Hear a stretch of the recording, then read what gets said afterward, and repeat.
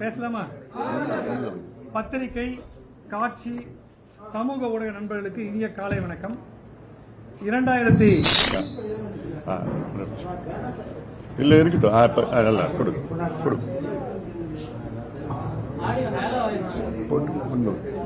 சரியா வருமோ வராத கேட்டுட்டாங்க.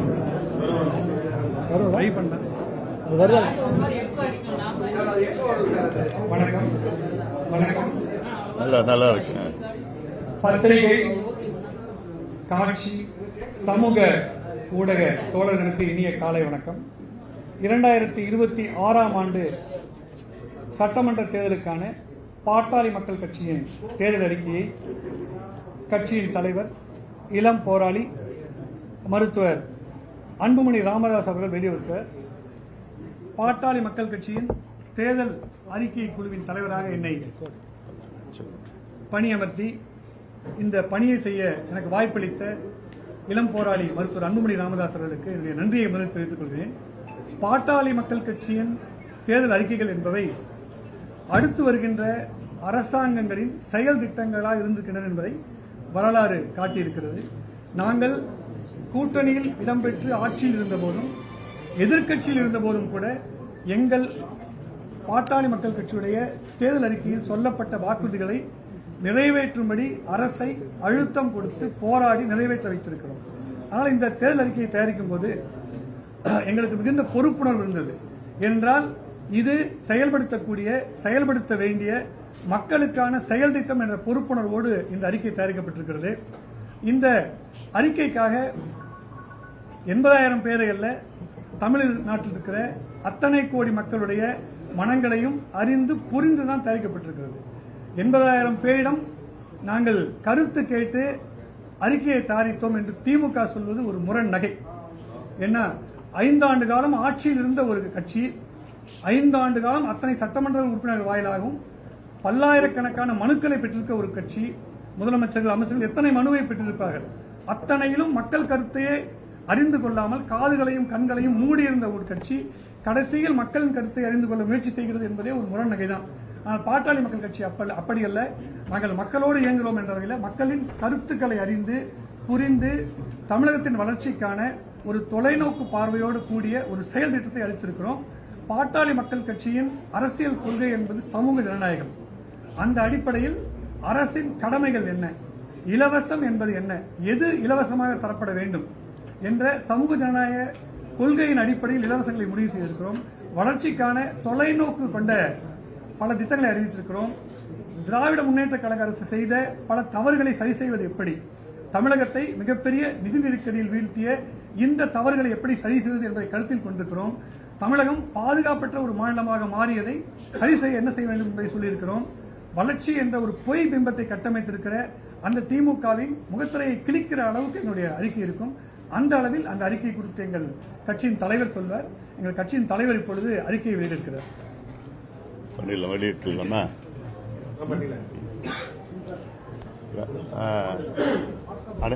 அனைத்து ஊடக நண்பர்களுக்கு வணக்கம். இன்று பாட்டாளி மக்கள் கட்சியின் 2026 சட்டமன்ற தேர்தலுக்கான எங்களுடைய தேர்தல் அறிக்கையை வெளியிடுவதில் எங்களுக்கெல்லாம் பெருமை, மகிழ்ச்சி. ஒவ்வொரு முறையும் எங்களுடைய நிழல் நிதிநிலை அறிக்கை மற்ற ஆவணங்கள் வெளியிட்டால் அது குறிப்பாக வந்திருக்கின்ற ஒரு ஊடக நண்பர், குறிப்பாக பெண் ஊடகவியாளர் அவர் கரங்களால் வெளியிடுவது வழக்கம். இந்த முறையும் அப்படியே தான். உங்களுக்குள் யாராவது இந்த எங்களுடன் சேர்ந்து இந்த தேர்தல் அறிக்கையை வெளியிடுங்கள்.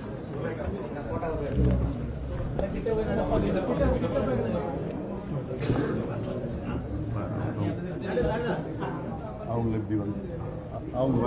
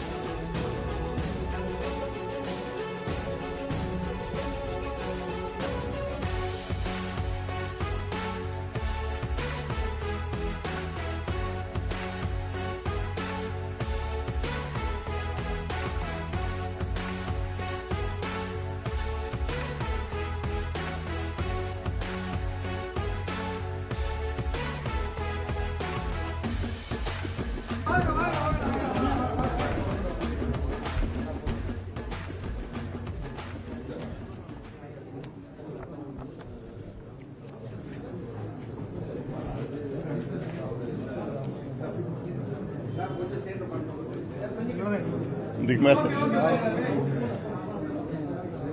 போலாமா? அன்பு ஊடக நண்பர்களுக்கு மீண்டும் என்னுடைய வணக்கங்கள். இன்று பாட்டாளி மக்கள் கட்சியின் 2026 சட்டமன்ற தேர்தலுக்கான தேர்தல் அறிக்கையை வெளியிட்டிருக்கின்றோம். ஒரு மகிழ்ச்சியான ஒரு தருணம். ஒவ்வொரு தேர்தல் நேரத்தில் எங்களுடைய தேர்தல் அறிக்கை தான் மிக சிறந்த அறிக்கை என்று ஊடக நண்பர்கள் மட்டுமல்ல, பொதுவானவர்கள், படித்தவர்கள், குறிப்பாக அதிகாரிகள் அளவில் பேசப்படுகின்ற எங்கள் தேர்தல் அறிக்கை. இன்னும் சொல்லப்போனால் எங்கள் தேர்தல் அறிக்கையை பார்த்துதான் மற்ற கட்சிகள், குறிப்பாக ஆண்டு கொண்டிருக்கின்ற திமுக கடந்த காலங்களில் காப்பி அடித்திருக்கிறது என்றெல்லாம் குற்றச்சாட்டு. அந்த காப்பி சாதாரண காப்பி இல்ல, ஈயடிச்சாங்காப்பின்னு சொல்லுவாங்க. அந்த காமா, ஃபுல் ஸ்டாப், அந்த வார்த்தைகள், வரிகள் அத்தனையும் அப்படியே கட் அண்ட் பேஸ்ட் கடந்த காலங்களிலே நடைபெற்றது. ஆனாலும் அதுவும் எங்களுக்கு பெருமை. காரணம், இவ்வளவு காலமாக ஆண்ட கட்சிகள், ஆளுகின்ற கட்சிகள் எல்லாம் எங்கள் தேர்தல் அறிக்கையை பார்த்து அவர்கள் இவ்வளவு காலத்துக்கு பிறகும் அதை இன்னும் பாடங்களை கற்றுக்கொண்டு இருப்பது, அதுவும் எங்களுக்கு பெருமை. ஒரு தேர்தல் அறிக்கை என்பது அந்த கட்சிக்கும் மக்களுக்கும் ஒரு பந்தத்தை ஏற்படுகின்ற ஒரு செயல். தேர்தல் அறிக்கை என்பது தேர்தல் கட்சிகள் மக்களுக்கு கொடுக்கின்ற ஒரு சத்தியம். அது இது புனிதமான ஒன்று. ஆனால் ஒரு சில கட்சிகள் ஏதோ ஒரு தேர்தல் அறிக்கை ஒரு சடங்காக அது மட்டும் பார்த்து அந்த தேர்தல் முடித்த பிறகு அதை மறந்து விடுகின்ற சூழல். அதனால்தான் கடந்த தேர்தலில் திமுக ஆட்சி வருவதற்கு முன்பு தமிழக மக்களுக்கு கொடுத்த 505 வாக்குறுதிகள், அதில் வெறும் 13 விழுக்காடு வாக்குறுதிகள், அதாவது 66 வாக்குறுதிகளை மட்டும்தான் முழுமையாக நிறைவேற்றியிருக்கின்றார்கள். அதில் திமுக படுதோல்வி அடைந்திருக்கிறது.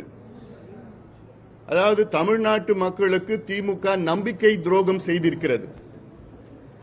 நாங்கள் ஆட்சிக்கு வந்தால் உங்களுக்கு இதையெல்லாம் செய்கின்றோம் என்று சத்தியம் செய்த திமுக, 505 சத்தியங்கள் செய்த திமுக, அதில் வெறும் 66 சத்தியம் மட்டும்தான் நிறைவேற்றி இருக்கிறது. அப்போ இது ஒரு நம்பிக்கை துரோகம். மீண்டும் அந்த நம்பிக்கை துரோகத்தை செய்ய துடித்துக் கொண்டிருக்கிறது திமுக. அதனால் திமுக இந்த தேர்தலில் என்ன சொன்னாலும் என்ன செய்தாலும் மக்கள் அதை ஏற்றுக்கொள்ள மாட்டார்கள். இன்னும் சொல்ல போனா, யாரோ சொன்னாங்க திமுகவுடைய தேர்தல் அறிக்கை கதாநாயகன். கதாநாயகனும் கிடையாது, வில்லனும் கிடையாது, காமெடினும் கிடையாது. அந்த ஒரு பாட்டுக்கு ஒரு 100 பேர் குரூப்பா டான்ஸ் ஆடுவாங்க பாரு, அவங்க அந்த மாதிரி ஒரு ஜோக்கர் கிடையாது. அப்படிதான் திமுக தேர்தல் அறிக்கை வந்திருக்குது. ஏன்னா ஒரு நகைச்சுவையாக நாங்க செய்கிறோம். கடந்த 5 ஆண்டு காலத்தில் என்ன செஞ்சீங்க, ஏன் செய்யல? அப்போ இதெல்லாம் பாட்டாளி மக்கள் கட்சியினுடைய தேர்தல் அறிக்கை வித்தியாசமான ஒரு அறிக்கை. இந்த படத்திலேயே நாங்க போட்டிருக்கிறோம். இந்த படமே தமிழ்நாட்டினுடைய வளர்ச்சி தான். முழுமையாக இந்த தமிழ்நாட்டினுடைய மருத்துவம், கல்வி, வேலைவாய்ப்பு, விவசாயம், நம்முடைய கலாச்சாரம், கட்டமைப்புகள் என்று தமிழ்நாட்டினுடைய வளர்ச்சி. அது இல்லாம எங்களுடைய முக்கியமான இந்த சூழல், தமிழ்நாட்டினுடைய சூழல் பார்த்தீங்கன்னா, போதையில்லா வளர்ச்சியில் சிறந்த புதியதோர் தமிழகம் படைப்போம். இன்னைக்கு தமிழ்நாட்டினுடைய முதன்மை பிரச்சனையே மதுவும் போதையும் தான். அடுத்த அதனால் வருகின்ற சட்டம் ஒழுங்கு பிரச்சனை. அடுத்த பெரிய பிரச்சனை வேலையில்லாத சூழல். இந்த 3 பெரிய பிரச்சனைகள் தான் முதன்மையான பிரச்சனைகள். ஆனா இந்த திமுக தேர்தல் அறிக்கையில மதுவை பற்றியும் போதை பொருட்களை பற்றியும் ஒரு வார்த்தை கூட கிடையாது. ஒரு சின்ன there is not even a whisper about alcohol and narcotic drugs in the DMK's manifesto. இது தமிழ்நாட்டுக்கு இவங்க மறுபடியும் வந்து என்ன செய்ய போறாங்க? அதனால அந்த வகையில் எங்களுடைய தேர்தல் அறிக்கை தமிழ்நாட்டினுடைய ஒட்டுமொத்த வளர்ச்சி. அதுல உங்களுக்கு இப்போது சில முக்கிய அம்சங்கள் உங்களுக்கு கொடுத்திருப்போம், நீங்க படிச்சிருப்பீங்க. அதுல கொஞ்சம் ஒரு முக்கிய அம்சங்களை மட்டும் நான் ஒரு சுருக்கமா நான் உங்ககிட்ட பேசுறேன், சொல்ல போறேன். நான் இப்போ இல்ல தமிழ்நாட்டில் கிட்டத்தட்ட 1,30,00,000 இளைஞர்களுக்கு, அதாவது படித்த இளைஞர்கள், அவங்களுக்கு வேலை இல்லாமல் இருக்கிறாங்க. வேலை வாய்ப்பை உருவாக்குவதுதான் எங்களுக்கு ஒரு முதன்மையான ஒரு கடமையாக நாங்கள் பார்க்கின்றோம். அதில் கிட்டத்தட்ட 5 லட்சம் பேருக்கு அரசு வேலை வழங்கப்படும்.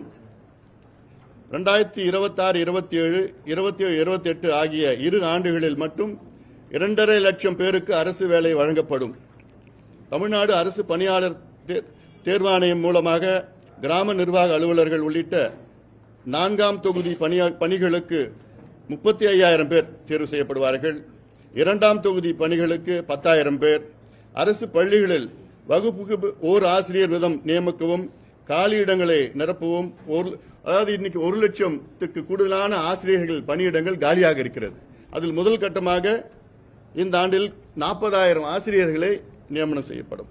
அதே மாதிரி காவல்துறை, தீயணைப்புத்துறை, வனத்துறை, அவர்கள் அங்கே ஒரு 20,000 பேருக்கு வேலை வாய்ப்புகள். போக்குவரத்து துறையில் ஒரு 10,000 பேர். மின்சாரத்துறைக்கு கிட்டத்தட்ட ஒரு 16,000 பேர். மருத்துவத்துறைக்கு கிட்டத்தட்ட ஒரு 7,000 பேர். அது மருத்துவர்கள், செவிலியர்கள், பணியாளர்கள் எல்லாம் சேர்த்து. அதே போன்று காவிரி பல்பொருள் அங்காடி பணி செய்கின்றவர்கள், அது ஒரு 30,000 பேர் கூடுதலாக. வேளாண் விளைபொருட்கள் கொள்முதல் வாரியத்திற்கு கிட்டத்தட்ட 12,000 பேர்.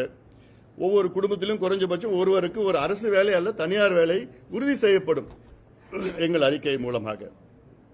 பட்டப்படிப்பு முடித்து வேலை கிடைக்காத இளைஞர்களுக்கு மாதம் 5,000 ரூபாய் அவர்களுக்கு நிதி உதவி கொடுத்து அவங்க படிக்கிறதுக்கோ அவங்க இருக்கிறதுக்கு உதவி செய்யப்படும்.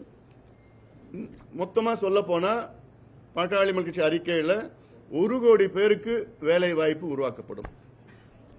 அதாவது தனியார் துறை, அரசு துறை சேர்த்து நான் சொல்றேன். அது இல்லாமல் சுய தொழில், இதெல்லாம் சேர்த்து 1 கோடி பேருக்கு வேலை வாய்ப்பு உருவாக்கப்படும். தனியார் துறை சுய வேலை வாய்ப்புகள் மூலம் அடுத்த 5 ஆண்டுகள் 1 கோடி பேருக்கு வேலை வாய்ப்பு. அடுத்தது, அதாவது அதில் இன்னொன்று, வேளாண் துறை மற்றும் தோட்டக்கலை துறையில் 50 லட்சம் புதிய வேலை வாய்ப்புகளை ஏற்படுத்த இலக்கு நிர்ணயிக்கப்பட்டிருக்கிறது. அதே போன்று தமிழ்நாட்டின் இன்னைக்கு முக்கிய பிரச்சனை மதுவும் கஞ்சா போன்ற போதைப் பொருட்கள் தான். இன்னைக்கு தமிழ்நாட்டில் பெண்களுக்கு பாதுகாப்பு கிடையாது. அதுக்கு ஒரு முக்கிய காரணமே வீதி வீதியாக கஞ்சா உள்ளிட்ட போதைப் பொருட்களை நகரத்தில் மட்டுமல்ல ஒவ்வொரு கிராமத்திலும் விற்றுக் கொண்டிருக்கின்றார்கள். அதை விற்பதற்கு ஒரு சூழலை உருவாக்கியிருக்கின்றார் முதலமைச்சர் ஸ்டாலின் அவர்களும் திமுகவும். இது எவ்வளோ நாங்க போராட்டம் செய்து ஆர்ப்பாட்டம் செய்து எத்தனையோ பிரச்சனைகளை கொண்டு வந்தோம், இன்னைக்கு வரைக்கும் நடவடிக்கை இல்லை. ஏதோ கஞ்சா 2.1, 3.1, 4.1 டிரைவ் பண்ணி அதில் ஒரு 5,000 பேர் பிடிப்பாங்க. அந்த 5,000 பேர் பிடிச்சி ஜெயிலில் போடுவாங்க. 10 நாள்ல வெளியில வந்து அவன் மறுபடியும் வித்துட்டு இருப்பாங்க. அது போலீஸுக்கு தெரியும், அரசுக்கு தெரியும், எல்லாத்துக்கும் தெரியும். ஆனா முதலமைச்சர் அதை பத்தி ஒரு பொருட்டா கூட கிடைக்கல. அதாவது தமிழ்நாட்டின் பெண்களுக்கு பாதுகாப்பு வழங்க முடியாத ஒரு முதலமைச்சர், அவரெல்லாம் ஒரு முதலமைச்சரா? அந்த பொறுப்பில் இருக்கிறதுக்கு அவருக்கு தகுதி இருக்கா? இதுதானே உங்களுடைய முதன்மை கடமை. நீங்க உங்ககிட்ட நாங்க நெடுஞ்சாலை கட்டிட்டோம், ஐடி பார்க் கொண்டு வந்துட்டோம், சிப்காட் பண்ணிட்டோம், அந்த ஃபேக்டரி பண்ணிட்டோம், இதெல்லாம் பண்ணிட்டோம்ல. உங்க பெண்களுக்கு உங்களால பாதுகாப்பு வழங்க முடியலன்னா எதுக்கு உங்களுக்கு அந்த பொறுப்பு, எதுக்கு உங்களுக்கு பதவி? இந்தியாவிலே அதிக பெண்களுக்கு பாதுகாப்பு இல்லாத மாநிலம் தமிழ்நாடு, அதிக பெண்கள் பாதிக்கப்படுகின்ற மாநிலம் தமிழ்நாடு. அது காரணம் என்னன்னா 4,700 டாஸ்மாக் கடைகள் ஒரு பக்கம், 1,500 மணமகிழ் மன்றங்கள் ஒரு பக்கம், 25,000 சந்து கடைகள் ஒரு பக்கம். அந்த சந்து கடைகள் 24 மணி நேரமும் மதுவை வித்துட்டு இருக்காங்க, டாஸ்மார்க் வித்துட்டு இருக்காங்க. டாஸ்மார்க்ல மட்டும் 1,80,000 கோடி ஊழல். பாதி கணக்கில் பாதி கணக்கில் இல்ல, பாதி வரி ஏய்ப்பு, எவ்வளவு பிரச்சனைகள் இருக்கு. அல்ல இதுதான் காரணமே. சட்டம் ஒழுங்கு, லா அண்ட் ஆர்டர் பிரச்சனைக்கு காரணமே இதுதான். குடிச்சிட்டு அங்கங்க கிடைக்கிற போதை, கபின், cocaine, heroin, LSD, fentanyl, methyl amphetamine என்னென்ன இருக்கோ அது எல்லாத்தையும் சரளமா கிடைக்குது. போலீஸ்க்கு தெரியாம யாரும் விற்கிறது கிடையாது, தெரிஞ்சுதான் விற்கிறாங்க. அப்போ இதனாலதான் 2.5 வயசு குழந்தைய பாலியல் வன்கொடுமை செய்து கொடூரமான முறையில கொலை செய்கின்ற மாநிலமாக மாறி இருக்கு தமிழ்நாடு. 4 வயசு குழந்தை, 8 வயசு குழந்தை, 10, 12 வயசு குழந்தைங்களை இந்த மனித மிருகங்களாக, அந்த மனித மிருகங்களாக உருவாக்கியது திமுக, ஸ்டாலின் அவர்கள் தான். திறமை இல்லாத, தகுதி இல்லாத, நேர்மை இல்லாத ஒரு திமுக ஆட்சி தான் இது போன்ற ஒரு சூழலை உருவாக்கி இருக்கிறது. அதனால அதுல ஆனா திமுக தேர்தல் அறிக்கையில் இதை பத்தி ஒரு வார்த்தை கூட இல்ல. மது விலக்கு நாங்க கொண்டு வருவோம், அண்ணா திமுக அறிக்கையில் படிப்படியா நாங்க கொண்டு வருவோம். அப்ப என்ன நிர்வாகம் உங்களுக்கு? அதுல வர பணம் வந்தா போதுமா? மக்கள் எப்படி போனாலும், நாசமா போனாலும் உங்களுக்கு பரவாயில்லையா, கவலை இல்லையா? இந்த தேர்தல் அறிக்கை தயாரிச்சது யாரு? கனிமொழி, நாடாளுமன்ற உறுப்பினர், ஒரு பெண். இதே கனிமொழி அவர்கள் கடந்த காலத்தில் நாங்கள் ஆட்சிக்கு வந்தால் முதல் நாள் முதல் கையெழுத்து பூரண மதுவிலக்கு சொன்னாங்கல்ல. நீங்க தான் தேர்தல் அறிக்கை தயாரிக்கிறீங்க. ஏன் ஒரு வார்த்தை கூட மது பத்தி ஒரு வார்த்தை கூட உங்களால சொல்ல முடியாதா? கொண்டு வர முடியாதா? அதுல வர வருமானம் தான் உங்களுக்கு முக்கியமா? அதுல அழுகின்ற குடும்பங்கள் உங்களுக்கு தெரியலையா? அதுல தாலி அறுக்கின்ற பெண்கள் உங்களுக்கு தெரியலையா? அவங்க கஷ்டப்பட உங்களுக்கு தெரியலையா? நடக்கின்ற கொலைகள், கொள்ளைகள், கற்பழிப்பு, பாலியல் வன்கொடுமை எல்லாம் உங்களுக்கு தெரியலையா? அதனால வருகிறது தெரியலையா?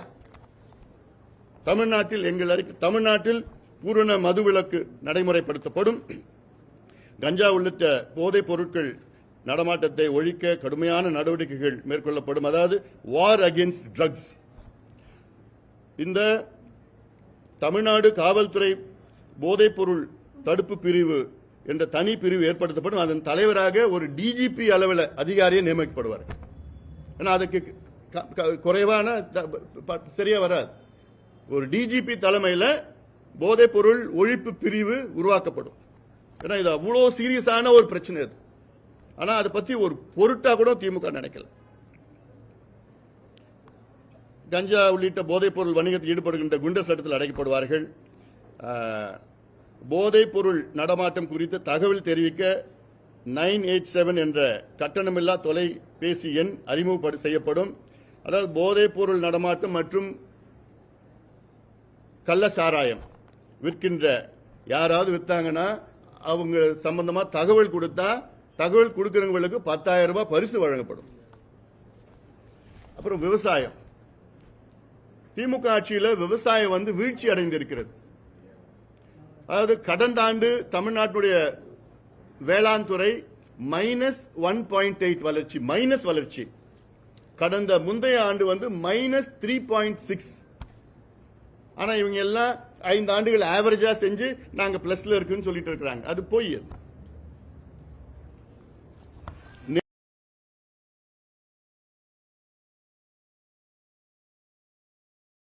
விலை நிர்ணயம் செய்யப்படும். அதில் கிட்டத்தட்ட தமிழக அரசினுடைய பங்களிப்பு கிட்டத்தட்ட 900 ரூபாய் ஊக்கத்தொகை.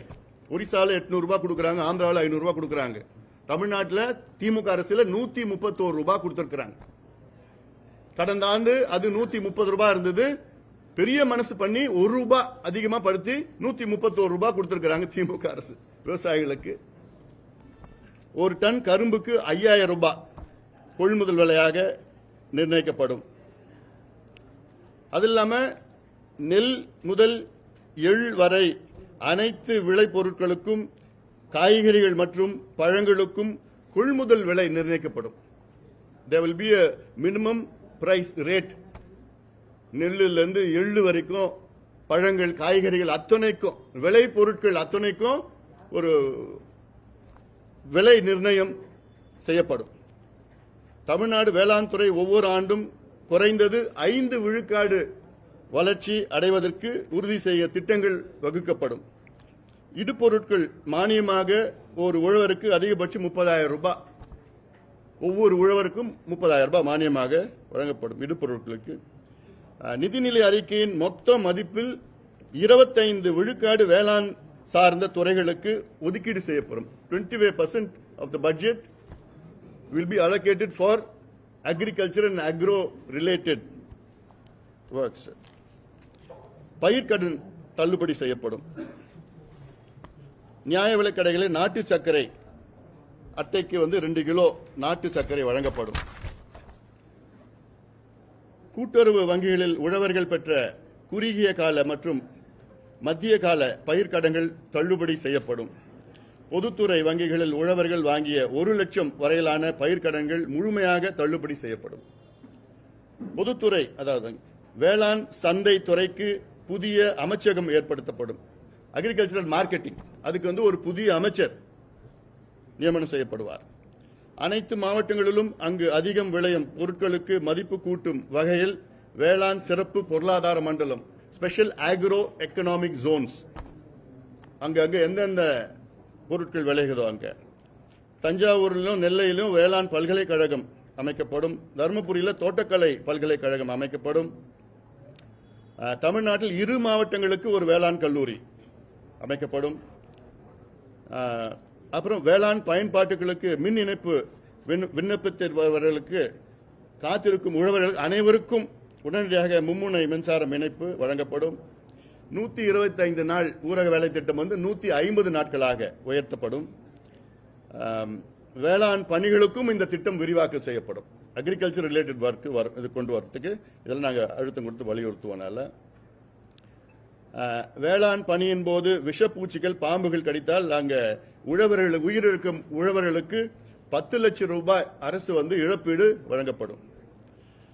அறுவடை இயந்திரம் உள்ளிட்ட வேளாண் இயந்திரங்கள் வாங்குவதற்கு உழவர்களுக்கு 60 விழுக்காடு மானியம் வழங்கப்படும். அதுக்கப்புறம் 2 லட்சம் கோடிக்கு நீர்ப்பாசன திட்டங்கள் இரிகேஷன் ஸ்கீம்ஸ் 2 லட்சம் கோடி. அதில் தமிழ்நாட்டில் நிலுவையில் உள்ள நீர்ப்பாசன திட்டங்கள் அடுத்த 10 ஆண்டுகளில் 2 லட்சம் கோடி செலவில் நிறைவேற்றப்படும். ஏன்னா மற்ற மாநிலங்களில் கர்நாடகாவில் பார்த்தீங்கன்னா அப்பர் கிருஷ்ணா இரிகேஷன் ப்ராஜெக்ட் இதில் ஒரே ப்ராஜெக்டில் கிட்டத்தட்ட அவங்க 75,000 கோடி ஒரு ப்ராஜெக்டில். தமிழ்நாட்டில் நந்தன் கால்வாய் திட்டம், காவிரி குண்டார் திட்டம், தருமபுரி காவிரி இணைப்பு திட்டம், இப்படியெல்லாம் எவ்வளோ திட்டங்கள் நிலுவையில் இருக்கிற நேரத்தில் அதில் எந்த ஒரு பங்களிப்பும் கடந்த 5 ஆண்டு காலத்தில் எவ்வளோ பெரிய செட்பேக் 5 ஆண்டு காலத்தில் இருக்கு. அதில் ஆண்டுதோறும் 20,000 கோடி நீர்ப்பாசன திட்டங்களுக்கு மட்டும் ஒதுக்கீடு செய்யப்படும். இதில் நான் சொன்ன திட்டங்கள் எல்லாம் நிறைவேற்றப்படும். 12ஆம் வகுப்பு வரை அனைவருக்கும் இலவச கல்வி. இப்போ இருக்கிற திமுக அரசு கல்வித்துறையில் அவங்களுடைய பட்ஜெட் பார்த்தீங்கன்னா வெறும் 48,000 கோடி தான். அதுல இவங்க அதிமுக ஆட்சி நேரத்தில் அவங்களுடைய பட்ஜெட் கல்வி பட்ஜெட் பார்த்தா அப்ப இருக்கிற ஜிஎஸ்டிபி படி பாத்தீங்கன்னா 1.69% இருந்தது அதிமுக ஆட்சியில். திமுக ஆட்சியில் 5 ஆண்டு காலத்தில் கல்விக்கு இவங்க ஜிஎஸ்டிபியில எவ்வளவு பங்கீடு பாத்தீங்கன்னா 1.19%. 1.69 ஜிஎஸ்டிபியில இருந்து வெறும் 1.19 வந்துருச்சு திமுக ஆட்சி காலத்தில். ஆனா நமக்கு எவ்வளவு ஜிஎஸ்டிபியில இருக்கணும்னா 6% இருக்கணும் கல்விக்கு. அந்த அடிப்படையில் தான் எங்க பட்ஜெட்ல 1,07,000 கோடி கல்விக்கு ஒதுக்கீடு செய்து கல்வி முழுமையிலும் 12வது வகுப்பு வரை இலவச கல்வி நாங்க தரமான கல்வி நாங்க கொடுப்போம். நாங்க அதாவது ஒவ்வொரு மாணவருக்கும் ஓராண்டு கல்வி வழங்குவதற்கு மட்டும் 50,000 ரூபாய் அரசு செலவு செய்யும். அது இல்லாமல் முக்கியமா இந்த கல்வி அரசுக்கு அதாவது இன்னொன்னு சொல்றேன் நான், கடந்த 10 ஆண்டு காலத்தில் அதாவது 10 ஆண்டுகளுக்கு முன்பு பாத்தீங்கன்னா தமிழ்நாட்டில் அரசு பள்ளிகளில் படித்த மாணவர்கள் 70 லட்சம் மாணவர்கள் படித்தார்கள் 10 ஆண்டுகளுக்கு முன்பு. இன்னைக்கு 70 லட்சத்திலிருந்து அது 45 லட்சமாக குறைந்திருக்கிறது. 75 லட்சத்திலிருந்து 45 லட்சமாக குறைஞ்சிருக்கிறது இந்த 10 ஆண்டுகளில் அரசு பள்ளிக்கூடத்தில். 10 ஆண்டுகளுக்கு முன்பு தனியார் பள்ளிக்கூடத்தில் 35 லட்சம் மாணவர்கள் படித்தாங்க. இன்னைக்கு அது 65 லட்சம் மாணவர்களாக உயர்ந்திருக்கிறது. அரசு பள்ளிக்கூடங்கள் 37,500 அரசு பள்ளிக்கூடங்கள் இருக்கிறது. தனியார் பள்ளிக்கூடங்கள் 12,500 பள்ளிக்கூடங்கள் தனியார் பள்ளிக்கூடங்கள் இருக்கிறது. அப்போ என்ன ஒரு கான்ட்ரடிக்ஷன் பாருங்க. 10 வருஷத்துல அரசு பள்ளிக்கூடத்தில் 30 லட்சம் மாணவர்கள் குறைஞ்சிட்டாங்க. தனியார் துறையில 30 லட்சம் மாணவர்கள் அதிகமாயிட்டாங்க. அப்போ நீங்க என்ன நடத்துறீங்க? எதுக்கு அரசு பள்ளிக்கூடம் நடத்துறீங்க? அதனாலதான் எங்க பட்ஜெட்ல இதுல அரசு பள்ளிக்கூடத்தில் மேம்படுத்தி முக்கியமா ஆசிரியர்களை நியமனம் பண்ணணும். அதுதான். அதாவது 5 ஆண்டுகள் இடைநிலை ஆசிரியர்கள், பட்டதாரி ஆசிரியர்கள், முதுநிலை பட்டதாரி ஆசிரியர்கள் என மொத்தம் 60,000 ஆசிரியர்கள் நியமிக்கப்படுவார்கள். ஓர் ஆசிரியர் பள்ளியிலே இருக்காது. அதாவது 4700 தொடக்க பள்ளியில ஓர் ஆசிரியர் பள்ளிகள் தான் இருக்கு. இப்போ அதாவது 1ஆவதுல இருந்து 5ஆவது வரைக்கும் ஒரே ஒரு ஆசிரியர் தான். எத்தனை பள்ளிக்கூடம் தமிழ்நாட்டில் இருக்கு? அரசு பள்ளி 4700 பள்ளிக்கூடங்கள் இருக்கு. அதனால அப்படி ஒரு நிலை இருக்காது. டெட் தேர்வில் தேர்ச்சி பெற்ற 4 லட்சம் ஆசிரியர்களுக்கு எதிர்காலத்தை கருத்தில் கொண்டு அவர்களுக்கு எளிமையான முறையில் சிறப்பு டெட் தேர்வு நடத்தப்படும். அதுவும் இல்லாமல் அரசு பள்ளிகள் ஒப்பந்தம் அடிப்படையில் தொகுப்பு ஊதிய அடிப்படையில் பணியாற்றும் கணினி ஆசிரியர்களுக்கு பிற சிறப்பு ஆசிரியர்களுக்கும் பணி நிலைப்பு செய்யப்படுவார்கள். 10, 12 வகுப்பு பொது தேர்வுகள் ஆண்டுக்கு 2 முறை நடத்தப்படும். அல்லாம மாணவர்களுக்கு இலவச மடிகணினி, இலவச கை கணினி வழங்கப்படும். 9ஆவதுல இருந்து அப்புறம் 6ஆவது இருக்கு, அப்புறம் 6ஆவதுல 9ஆவது வரைக்கும்.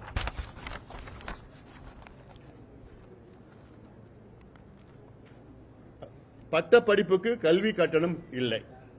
அதுவும் அரசு ஏற்றுக்கொள்ளும். அரசு கலை அறிவியல் கல்லூரிகள், பொறியியல் கல்லூரிகள், கல்வியியல் கல்லூரிகள் ஆகியவற்றில் அனைவருக்கும் பட்டப்படிப்பு கட்டணமின்றி வழங்கப்படும். அனைத்து தொகுதிகளிலும், அதாவது இப்போ கிட்டத்தட்ட கலை அறிவியல் கல்லூரி பாத்தீங்கன்னா கிட்டத்தட்ட அப்ராக்சிமேட்டா தமிழ்நாட்டில் ஒரு 180 கல்லூரியில் இருக்கிறது. ஆனா தொகுதிகள் பார்த்தா 234 தொகுதிகள் இருக்கிறது, சட்டமன்ற தொகுதிகள். அதுல ஒரு சில சட்டமன்ற தொகுதியில் 2 கல்லூரி எல்லாம் இருக்கு. இன்னும் ஒரு 60 கல்லூரியே தொடங்கப்படும். எல்லாம் ஒவ்வொரு சட்டமன்ற தொகுதி குறைஞ்சது ஒரு அரசு கலை அறிவியல் கல்லூரி தொடங்கப்படும். அதே போன்று ஒவ்வொரு மாவட்டத்திலும் 2 மகளிர் அரசு கலை கல்லூரி தொடங்கப்படும். அதாவது மாவட்டத்துக்கு குறைந்தது ஒரு பொறியியல் கல்லூரி, அறிவியல் கல்லூரி 2000 பேர் 5,10, அதாவது 10,000 உதவி பேராசிரியர் நியமிக்கப்படுவார்கள். அதுக்கப்புறம் நீட் தேர்வு விலக்கு. அதாவது கடந்த தேர்தல் நேரத்தில் திமுக அவங்க பிரச்சாரமே செஞ்சது, இப்ப இருக்கிற முதலமைச்சரும் துணை முதலமைச்சரும் வீதிக்கு வீதி பிரச்சாரம் செஞ்சது, நாங்கள் ஆட்சிக்கு வந்தால் ஒரே வாரத்தில் நீட்டை ரத்து பண்ணுவோம். ஆனா 5 ஆண்டுகள் ஆகியும் ரத்து பண்ண முடியல. பொய்யான வாக்குறுதி கொடுத்திருக்காங்க. அதனால திமுக என்ன பண்ணிட்டாங்க? அந்த நீட்டை திமுக தேர்தலிருந்து ரத்து பண்ணிட்டாங்க. நீட்டை ரத்து பண்ணல, அந்த நீட்டை திமுக தேர்தல் அறிக்கையிலிருந்து ரத்து பண்ணிட்டாங்க. அவ்வளவுதான் பண்ணிருக்கிறாங்க. இது எவ்வளவு ஒரு மோசடி! இது பொதுவா நாங்க திமுக சொன்னது, நாங்க பொதுவா நுழைவுத் தேர்வை ரத்து செய்வதற்கு மத்திய அரசை அழுத்தம் கொடுப்போம். எப்படி ஒரு மோசடி திமுக பண்ணிருக்கிறாங்க பாருங்க.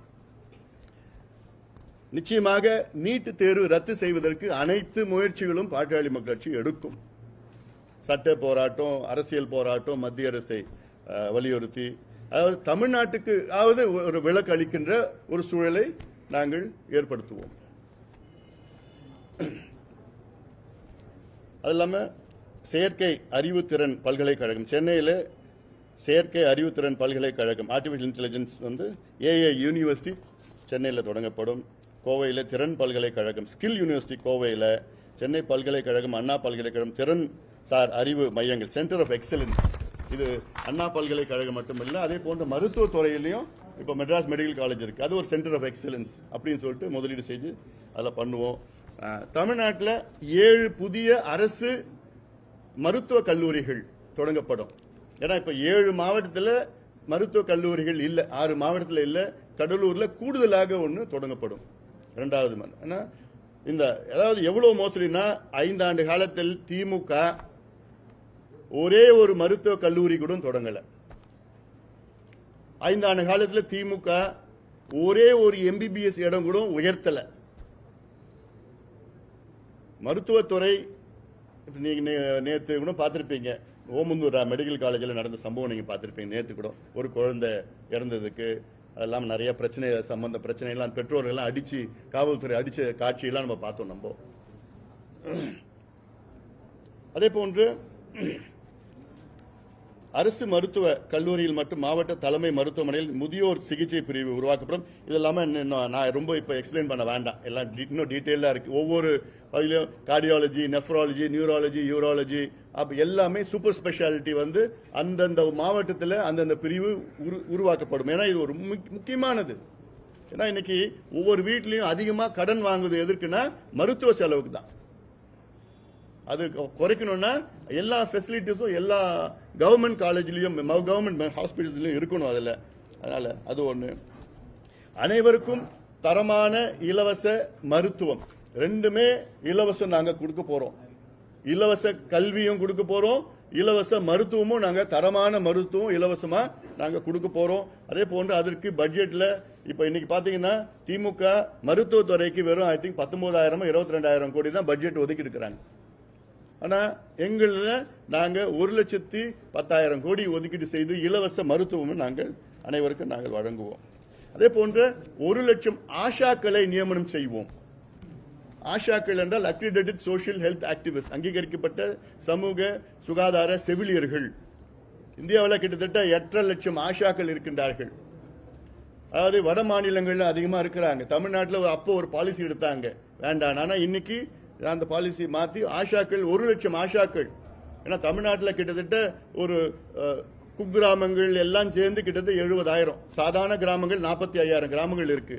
இன்னும் குக்கிராமம்ல 75,000. அந்த 75,000 கிராமங்களுக்கு பணியாற்றுகின்ற வகையில் 1,00,000 ஆஷாக்கள் நியமனம் செய்யப்படும். 108 ஆம்புலன்ஸ் 2,500 உயர்த்தப்படும். இன்னைக்கு 1,300 தான் இருக்கு. திமுக அறிக்கையில பாத்தீங்கன்னா நாங்கள் 1,300 இருந்து 2,000 உயர்த்தப்படும் என்று சொன்னார்கள். ஆனா வெறும் 70 ஆம்புலன்ஸ் தான் உயர்த்தினார்கள் 5 ஆண்டு காலத்தில் திமுக. அதிலையும் தோல்வி அடைந்து விட்டார்கள். அதே போன்று சமூக நீதி கணக்கெடுப்பு நடத்தப்படும். அதை கேட்ப என்ன சமூக நீதி கணக்கெடுப்புனா என்ன? அதுதான் சாதிவாரி கணக்கெடுப்பு.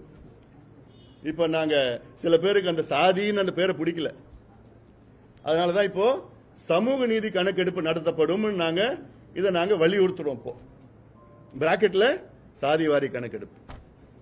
இது செய்யாத திமுக அரசை தமிழக மக்கள் உறுதியா மன்னிக்க மாட்டாங்க. இது எவ்வளவு பெரிய ஒரு துரோகம் திமுக செய்திருக்கிறது.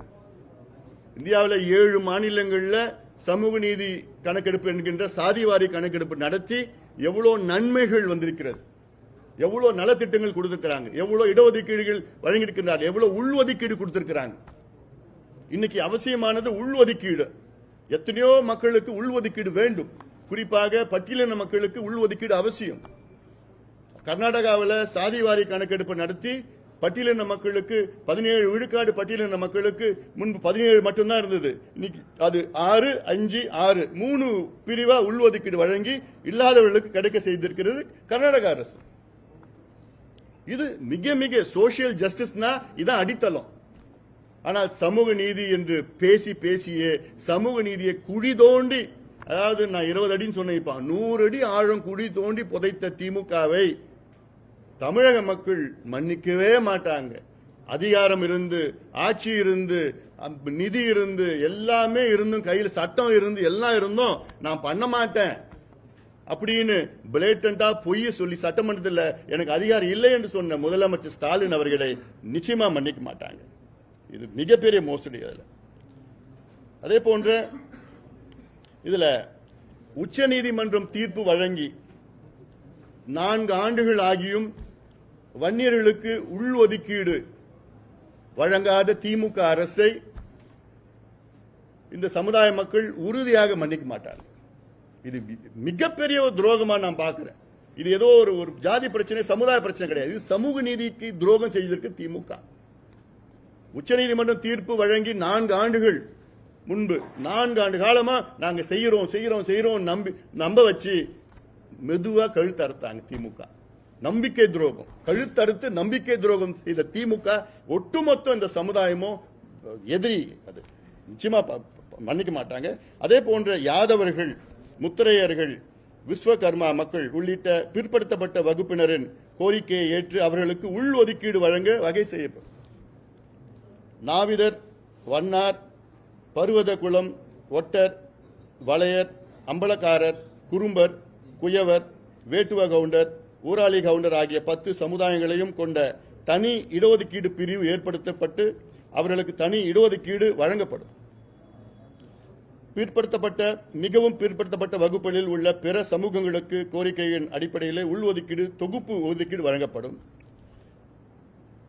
தமிழகத்தில் பிற பகுதிகளில் வாழும் குறும்பர்கள், குறும்ப கவுண்டர்கள் ஆகிய சமூகங்களை பழங்குடியினர் வகுப்பில் சேர்க்கும்படி மத்திய அரசை வலியுறுத்தப்படும். உள்ளாட்சி அமைப்புகளில் மிகவும் பிற்படுத்தப்பட்ட வகுப்பினர்களுக்கு இடஒதுக்கீடு வழங்கப்படும். உச்சநீதிமன்றம் தீர்ப்பின் அடிப்படையில் பட்டியலின சமூகங்களுக்கு இடஒதுக்கீடு வழங்குவது குறித்து பரிந்துரைப்பதற்காக ஓய்வு பெற்ற உயர்நீதிமன்ற நீதிபதி தலைமையில் ஆணையம் அமைக்கப்படும். இது மிக மிக அவசியமானது. கர்நாடகாவில் அதுதான் செஞ்சிருக்கிறாங்க.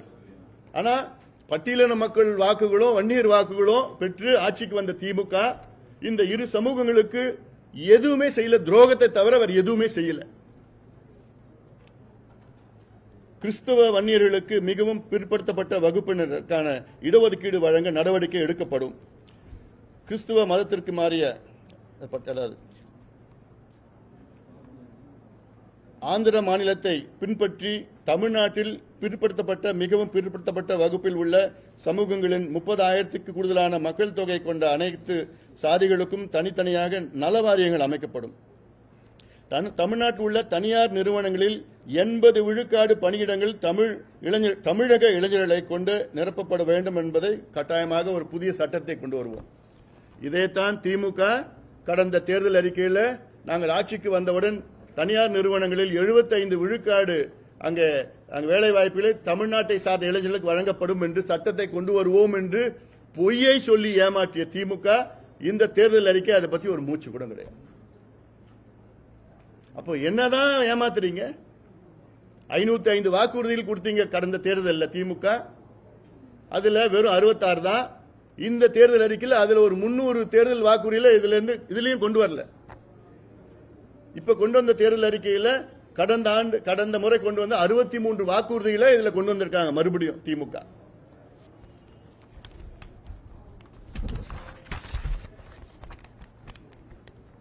அதே போன்று லோக் ஆயுக்தா சட்டத்தை தீவிரப்படுத்தப்படும். ஏன்னா இவங்க அதை பத்தி எதுவுமே தமிழ்நாடு அரசு நிர்வாகத்தில் சீர்திருத்தங்களை மேற்கொள்ள குறித்து பரிந்துரைக்க உச்சநீதிமன்ற ஓய்வு பெற்ற நீதிபதி தலைமையில் நிர்வாக சீர்திருத்த ஆணையம் அமைக்கப்படும். ஆண்டுக்கு 4 முறை சட்டப்பேரவை கூடுவதும் 100 நாட்கள் கூட்டத்தொடர் நடப்பது உறுதி செய்யப்படும். சட்டப்பேரவை நிகழ்வுகள் நேரடி ஒளிபரப்பு, அதுதான் இப்போ திமுக சொன்னாங்க. அதனால நேரடி கிடையாது. அதில் அது இல்லாமல் சேவை உரிமை சட்டம் கொண்டு வரப்படும். தமிழ்நாட்டில் முடக்கப்பட்டுள்ள லோக் ஆயுக்தா அமைப்பு வலிமையாக்கி மாற்றப்படும். முதலமைச்சர், அமைச்சர்களும் லோக் ஆயுக்தாவின் அதிகார வரம்புக்குள் கொண்டு வரப்படுவார்கள். அரசு நிர்வாகத்தில் ஊழலை ஒழிக்க பொது சேவை பெறும் உரிமை சட்டத்தை கொண்டு வருவோம். அடுத்தது 6 லட்சம் கோடி ஊழல் செய்த திமுக மீது விசாரணை நடத்தப்படும். அதாவது இந்த 5 ஆண்டு காலத்தில் திமுக 6 லட்சம் கோடி ஊழல் செஞ்சிருக்கிறாங்க. அதில் எல்லாமே ஆதாரங்கள் எல்லாம் இருக்கு. அதுக்கு மிகப்பெரிய ஒரு விசாரணை கமிஷனை அமைத்து அத்துணை துறைகள், அதாவது மணல் கொள்ளை, கனிம வள கொள்ளை, பணியாளர் நியமன ஊழல், ஒப்பந்த ஊழல், பணியிட மாற்று ஊழல், மது வணிகத்தில் வரி ஏய்ப்பு என 6 லட்சம் கோடி அளவிற்கு ஊழல்கள் நடைபெற்றிருப்பதாக குற்றச்சாட்டுகள் எழுந்துள்ளன. இதற்கு ஒரு ஆணையத்தை அமைச்சு சிறப்பு நீதிமன்றம், அதாவது இதுல மதுரை, கோவை, மதுரை, சென்னையில் சிறப்பு நீதிமன்றம் கொடுத்து இந்த வழக்குகள் எடுக்கப்படும். 8 மாவட்டங்களில் சிப்காட் தொழிற்பேட்டை அமைக்கப்படும். இல்லாத மாவட்டங்களில் 8 மாவட்டங்கள். அதே நேரத்தில் 1 சென்ட் நிலம் கூட விளைநிலங்களை சிப்காட்டுக்காகவோ தொழிற்பேட்டைக்காகவோ வேற எந்த திட்டத்துக்காகவோ விளைநிலங்கள் எடுக்கப்படாது. விவசாய நிலங்கள் விளைநிலங்களாகவே தான் இருக்கும். 1 சென்ட் நிலம் கூட எடுக்க மாட்டோம். தொழில் முதலீடு வெள்ளை அறிக்கை வழங்கப்படும். இப்ப திமுக ஒரு மிகப்பெரிய ஒரு மோசடி பண்ணாங்க. கடந்த அவங்க அறிக்கையில் 12 லட்சம் கோடி ரூபாய் முதலீடு செய்யப்படும் என்று சொன்னாங்க. அதுல 34 லட்சம் பேருக்கு வேலை வாய்ப்புன்னு. இப்ப திமுக என்ன அதுல சொல்றாங்க, கோல் போஸ்ட மாத்திட்டு 50 லட்சம் பேருக்கு வேலை வாய்ப்பு தனியார் துறையில, 18 லட்சம் கோடி முதலீடுன்னு. கடந்த 5 ஆண்டு காலத்துல எவ்வளவு லட்சம் கோடி முதலீடு வந்திருக்கு தெரியுமா உங்களுக்கு? வெறும் 90,000 கோடி தான் ஆக்சுவல் முதலீடு. 12,16,000 கோடிக்கு புரிந்துணர்வு ஒப்பந்தம், மெமரண்டம் ஆஃப் அண்டர்ஸ்டாண்டிங் தான் வழங்கப்பட்டிருக்கிறது. அவ்வளவுதான், கையெழுத்து தான் போடப்பட்டிருக்கிறது. கடந்த 5 ஆண்டு காலத்திலே திமுக அமைச்சரவையில் ஒப்புதல் அளித்தது எவ்வளவு தெரியுமா? 1,66,000 கோடிக்கு தான் ஒப்புதல் அளிக்கப்பட்டிருது. Actual investment only 90,000 crores. ஆனா இப்ப என்ன சொல்றாங்க, அடுத்தது 18 லட்சம் கோடிக்கு முதலீடு வரும். 1 லட்சம் கோடிக்கு நீ முதலீடு செய்ய துப்பு இல்லை உங்களுக்கு. நீ 18 லட்சம் கோடிக்கு முதலீடு செய்ய போறிய அடுத்த 5 ஆண்டு காலத்தில். எவ்வளவு ஏமாற்றுறது எல்லாமே. $3.5 trillion பொருளாதாரம் எங்களுடைய இலக்கு. தமிழ்நாட்டின் ஆண்டு பொருளாதார உற்பத்தி மதிப்பை 2047 ஆண்டில் $3.5 ட்ரில்லியன் உயர்த்த நடவடிக்கைகள் மேற்கொள்ளப்படும். ஆண்டு வளர்ச்சி குறைந்தது ஒரு 10 விழுக்காடு வளர்ச்சி அதை எட்ட பண்ணிருப்போம். அதாவது தமிழக அரசின் வரி அல்லாத வருவாயை ஆண்டிற்கு குறைந்தது ஒரு 2 லட்சம் கோடியாக உயர்த்த நடவடிக்கை எடுப்போம். அப்புறம் பொதுத்துறை நிறுவனங்களில் 50,000 கோடி முதலீடு. மகளிருக்கு மாதம் 2,000 ரூபாய் மகளிர் உரிமை தொகை உயர்த்தப்படும். இப்ப இருக்கிற 1,000 ரூபாய் கொடுக்கறாங்க, 2,000 ரூபாய் மகளிருக்கு உயர்த்தப்படும். மகளிருக்கான உரிமை தொகை எந்த நிபந்தனைகளும் இல்லாமல் அரிசி, குடும்ப அட்டை வைத்திருக்கும் அனைவருக்கும், இதுல இவங்க அவங்கெல்லாம் இல்லை, எல்லாத்துக்கும் 2,000 ரூபாய் வழங்கப்படும். அது இல்லாமல் முக்கியமானது என்னன்னா, பெண்களின் முன்னேற்றத்தை உறுதி செய்யும் வகையில் ஏழை பெண்கள் தொழில் தொடங்க 25,000 கடன் வழங்கப்படும். இதில் 10,000 மானியமாக போக மீதி 15,000 2 ஆண்டுகளில் செலுத்தினால் போதும். ஏன்னா இந்த கொரோனாக்கு பிறகு தொழில் இல்லாம எவ்வளோ தொழில் நலிந்து விட்டது.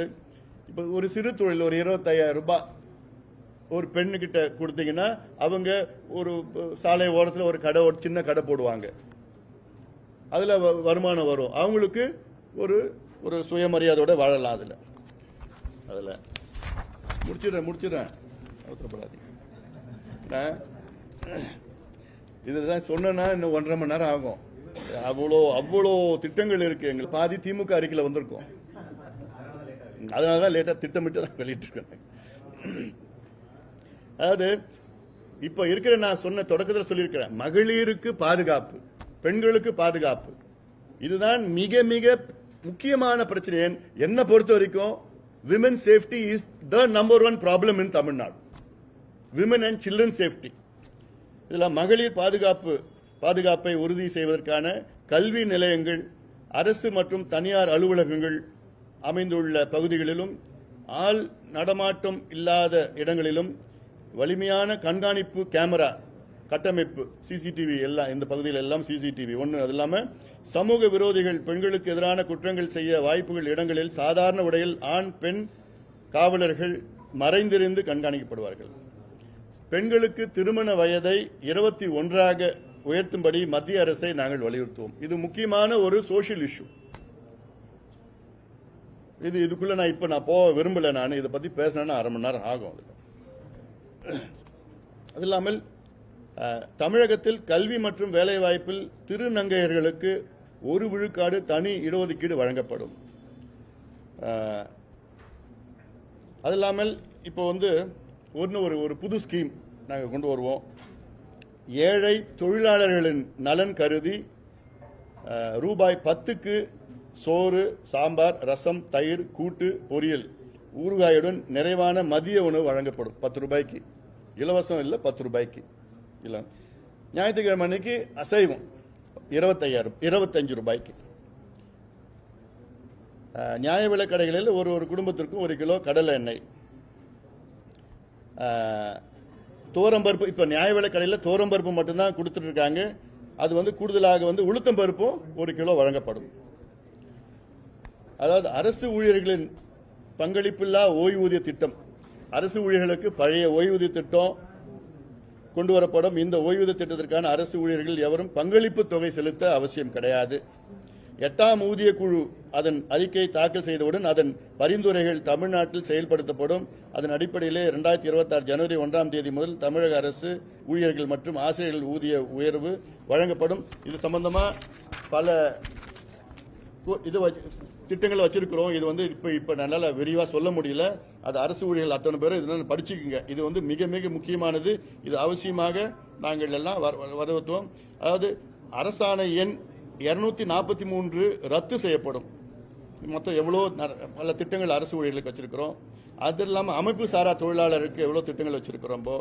இல்லாமல் மூலதன செலவு ஒரு ஆண்டுக்கு வந்து, அதாவது கேபிட்டல் இன்வெஸ்ட்மெண்ட் வந்து ஒரு ஆண்டுக்கும் 1,25,000 கோடி ஒதுக்கப்படும். ஏன்னா இப்ப தமிழ்நாட்டில்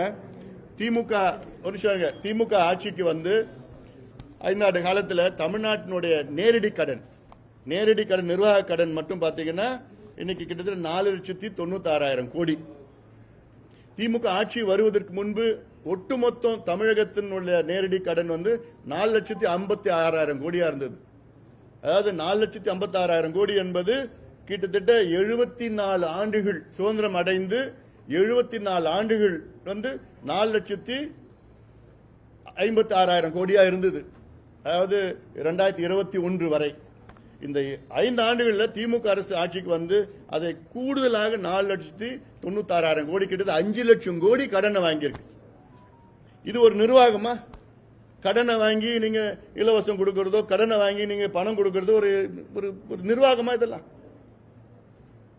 74 வருஷமா 4.5 லட்சம் கோடி கடன், 5 ஆண்டுகளில் கிட்டத்தட்ட 9.5 லட்சம் கோடி கடன். இதெல்லாம் ஒரு நிர்வாகமே கிடையாது. அதுல மூலதன செலவே கிடையாது, கேபிட்டல் இன்வெஸ்ட்மெண்டே கிடையாது. எல்லாமே கடனை வாங்கி கடன் அடைக்கிறது, கடனை வாங்கி வட்டி அடைக்கிறது, கடனை வாங்கி 1000 ரூபாய் கொடுக்கிறது, கடனை வாங்கி 2000 ரூபாய் கொடுக்கிறது. கோவை மதுரையில் மெட்ரோ ரயில், அப்புறம் வந்து பேருந்து கட்டணம் உயராது. தமிழ்நாட்டில் உள்ள 8 அரசு போக்குவரத்து கழகங்கள் மேம்படுத்தி லாபத்தில் இயங்க அரசு நடவடிக்கை எடுக்கப்படும். 10,000 புதிய ஓட்டுநர்கள் நடத்துனர்கள். அப்புறம் மின் கட்டணம் குறைக்கப்படும். இதுதான் திமுக சொன்னாங்க, நாங்கள் ஆட்சிக்கு வந்தா மின்சார கட்டணத்தை நாங்கள் குறைப்போன்னு. ஆனால் 4 ஆண்டுகளில் 18 விழுக்காட்டிலிருந்து 56 விழுக்காடு வரை மின் கட்டணத்தை உயர்த்திருக்கின்றார் திமுக அரசு. 4 முறை, 4 ஆண்டுல 4 முறை உயர்த்திருக்கின்றார்கள். 18% இருந்து 56%, சில பேருக்கு 18, சில பேருக்கு 24, 28, 30 அப்படிலாம். அது இல்லாமல் வீடுகளுக்கு மின்சாரம் கட்டணம் செலுத்த, அதாவது எங்களுடைய கோரிக்கை வந்து மாதாந்திரம் மின் கட்டணம் கணக்கு எடுக்கப்படும். இதுதான் திமுக கோரிக்கை வச்சிருந்தாங்க கடந்த தேர்தலில். இப்ப கேட்டா அதுல வந்து ஸ்மார்ட் மீட்டர் வந்தாதான் முடியும். அப்போ பொய் சொல்லியே வாழ்ந்துட்டு இருக்க திமுக. ஸ்மார்ட் மீட்டர்கள், அதாவது ஸ்மார்ட் மீட்டர்கள் வந்து அனைத்து வீடுகளிலும் இலவசமாக பொருத்தப்படும். ஏன்னா திமுக கணக்கு ஒன்று போட்டு வச்சிருக்காங்க. ஸ்மார்ட் மீட்டர்னா அவங்க ஆக்சுவலா ஸ்மார்ட் மீட்டர் வந்து விலையே கிட்டத்தட்ட ஒரு 4,000 ரூபாய், 4,500 ரூபாய். ஆனா திமுக அவங்க விலை எவ்வளவுனா 15,000 ரூபாய். அதுல எத்தனையோ 1000 கோடி ஊழல். ஆனாலும் மூத்த குடிமக்கள் ஓய்வூதியம் வந்து 2,000 உயர்த்தப்படும். அரசு பள்ளி மாணவர்களுக்கு மாலை சிற்றுண்டி இலவசமாக வழங்கப்படும். அப்புறம் வந்து இஸ்லாமியர்களுக்கு இடஒதுக்கீடு உயர்வு. அந்த சமூக நீதி சாதிவாரி கணக்கெடுப்பு நடத்த பிறகு பிற இஸ்லாமியர்களுக்கான இடஒதுக்கீடு அதிகரிக்கப்படும், உள்ஒதுக்கீடு வழங்கப்படும். கிரீமி லேயர் வருமானம் வரம்பை இப்போதுள்ள 8 லட்சம் ரூபாயிலிருந்து 18 லட்சம் ரூபாயாக உயர்த்த வேண்டும் என்று மத்திய அரசை தமிழக அரசு வலியுறுத்தும். அப்புறம் வந்து மத்திய அரசு ரோஹிணி ஆணையம் பரிந்துரைகளை செயல்படுத்தும்படி மத்திய அரசை கேட்டுக் கொள்ளப்படும். அப்புறம் வந்து 12 லட்சம் ஏக்கர் பஞ்சமி நிலங்கள் மீட்கப்படும். அதாவது பட்டியலின மக்களுக்காக வழங்கப்பட்ட இந்த 12 லட்சம் ஏக்கர் பஞ்சமி நிலம், அதில் வந்து திமுக நாங்கள் அது மீட்கப்படும் சொல்லி ஒன்றும் பண்ணல. அது ஏமாத்தி தான் பண்ணிட்டாங்க. அதாவது பசுவின் பாலுக்கு 45 ரூபாய் விலை விவசாயிகளுக்கு வழங்கப்படும். விவசாயிகளிடமிருந்து 1 லிட்டர் பால் பசும்பால் 45 ரூபாய்னு கொடுத்து விவசாயிகளிடம் வாங்கப்படும். ஆவின் நிறுவனங்கள் பால் கொள்முதல் இலக்கு ஒரு நாளைக்கு 50 லட்சம் லிட்டராக. ஏன்னா இப்ப இருக்கிறது ஒரு 20, 22, 23 லட்சம் தான். ஏன்னா அவங்களுக்கு என்னன்னா அவங்களுக்கும் தனியார் பால் நிறுவனங்களுக்கும் அண்டர்ஸ்டாண்டிங் அவ்வளவுதான் இருக்குது. அப்புறம் மீன்பிடி தடைக்கால நிவாரணம் 15,250 உயர்த்தப்படும். அதாவது ஒரு நாளைக்கு 250, 61 நாளைக்கு, ஒரு நாள் 250 விதமாக 61 நாளைக்கு 15,250 மீனவர்களுக்கு உறுதியாக கொடுக்கணும். அவங்களுக்கு அவசியமானது. மழைக்கால நிவாரணமாக மீனவர்களுக்கு 6,000 ரூபாய். அப்புறம் மீனவர்களுக்கு உள் ஒதுக்கீடு, அவங்க இன்னின்ன நாள் கோரிக்கை, மீனவர்களுக்கு மீன நாள் கோரிக்கை. அதில் அது இல்லாமல் மத்திய அரசு மீனவர்களுக்கு தனி அமைச்சகத்தை உருவாக்கும்படி வலியுறுத்துவோம். சென்னையில் ஆசிய விளையாட்டு போட்டி நடைபெறும். போட்டி தேர்வு பயிற்சி மையங்கள் சென்னையில் நடைபெறும். அப்புறம் ஊடக பத்திரிகையாளர்கள் நலன் கொஞ்சம் இன்ட்ரெஸ்டாக கேட்பாங்கன்னு நினைக்கிறேன். தமிழக இதில் கொஞ்சம் பொறுத்துக்குங்க. அதுக்கு முன்னாடி தமிழக திரை உலகில் சிறிய முதலீட்டில் தயாரிக்கப்பட்ட சுமார் 2000 திரைப்படங்கள் வெளியிட முடியாமல் முடங்கி கிடக்கின்றன. இந்த திரைப்படங்கள் அனைத்தும் அடுத்த 3 ஆண்டுகளில் வெளியாவது உறுதி செய்யப்படும். அதாவதுங்க, திமுக ஆட்சியில செய்த மிகப்பெரிய ஒரு மோசடியில என்னன்னா, இந்த திமுக குடும்பம், முதல் குடும்பம் மட்டும்தான் திரைத்துறையை ஆக்கிரமித்து அவங்க கட்டுக்கோப்புல வச்சிருக்கிறாங்க. இதுல திரைத்துறையை சார்ந்தவர்கள் பல பேர், அதாவது தயாரிப்பாளர்கள் எத்தனையோ பேர், நடிகர்கள் இருந்து தயாரிப்பாளர்கள் இருந்து முக்கியமான பிரமுகர்கள் எங்கிட்ட பலவர் சொல்லியிருக்கிறாங்க, எங்களை காப்பாத்துங்க. 2000 திரைப்படங்கள் இன்னைக்கு பெட்டியிலையும், அந்த காலத்தில் பெட்டியில வச்சிருப்பாங்க, இப்ப ஹார்ட் டிஸ்க்ல வச்சிருக்கிறாங்க. ரிலீஸ் பண்ண முடியல. ஏன்னா ஒரு ஆண்டுக்கு 52 வாரங்கள் தான் இருக்கு. அந்த 52 வாரங்கள்ல ரெட் ஜெயண்ட் மட்டும் 40 வாரங்கள் எடுத்திருக்கிறாங்க அவங்க படத்துங்களுக்கு. எவ்வளவு பெரிய ஒரு மோசடி பாருங்க. இவங்களுக்கு ஆட்சி அதிகாரம் இருக்கிற காரணத்தால 52 வாரங்களில் இந்த ரெட் ஜெயண்ட் மூவிஸ் மட்டும் அவங்களும் அவங்க சார்ந்தவங்களும் 40 வாரங்களை அவங்க எடுத்துட்டு போறாங்க. மீதி இருக்கிற 12 வாரங்கள் மட்டும்தான் மற்றவங்களுக்கு கொடுக்கறாங்க. இது எவ்வளவு பெரிய ஒரு ஃப்ராட், எவ்வளவு பெரிய ஒரு மோசடி. திமுக ஆட்சியை அகற்றுவதற்கு திரைத்துறையை சார்ந்தவர்கள், ஏன்னா திரைத்துறையில ஏதோ நீங்க நடிகர்கள் தயாரிப்பாளர்கள் மட்டும் நினைச்சுக்காதீங்க, அதுல 10 லட்சம் பேருக்கு மேல பணியாற்றுகின்றார்கள். கிட்டத்தட்ட 3-4 லட்சம் குடும்பங்கள் ஏழ்மையில இருக்கிறாங்க. இன்னைக்கு படம் எடுக்கிறாங்க, முடியல, அவங்க வெளியில சொல்ல முடியல. வெளியில சொன்னா அவங்களுக்கு தியேட்டர் கிடைக்காது. அதனால இது கோவத்துல கொந்தளிப்பா இருக்கிறாங்க திரைத்துறையில் எல்லாமே. தமிழ்நாட்டில் வலிமை உள்ள சிண்டிகேட் அமைத்துக் கொண்டு திரை அரங்குகள் மீது ஆதிக்கம் செலுத்தும் நிலைக்கு அதுக்கு முடிவு கட்டப்படும். திரைப்படங்களுக்கு தனி தொழில் பெயர் தமிழில் பெயர் வைக்கப்பட்டால் 8 விழுக்காடு கேளிகை வரி செலுத்துவதிலிருந்து முழுமையாக விலக்கம் அளிக்கப்படும். தமிழ்நாட்டில் செயல்பட்டு வரும் பத்திரிகையாளர் நல வாரியத்திற்கு கூடுதல் அதிகாரங்கள் வழங்கப்படும். பெயருக்கு மட்டும்தான் வச்சிருக்கிறாங்க, அதிகாரங்கள் இல்லை. சுமார் உழைக்கும் பத்திரிகையாளர்கள் மற்றும் ஊடக நிறுவன பணியாளர்களுக்கு பத்திரிகையாளர் ஊதிய குழு பரிந்துரைப்படி ஊதியம் வழங்குவது உறுதி செய்யப்படும். சென்னை திருவான்மியூரில் அமைக்கப்பட்டிருப்பதை போன்று சென்னை புறநகர் பகுதியில் 1000 வீடுகள் கொண்ட பத்திரிகையாளர் குடியிருப்பு உருவாக்கப்படும். மாவட்ட தலைநகரங்களிலும் பத்திரிகையாளருக்கு அடுக்குமாடி குடியிருப்புகள் கட்டிடம் தரப்படும். ஈழத்தமிழர்கள் நலன், அது இல்லாமல் சுற்றுச்சூழல், தமிழ்நாட்டில் அனைத்து மணல் குவாரிகளும் மூடப்படும்.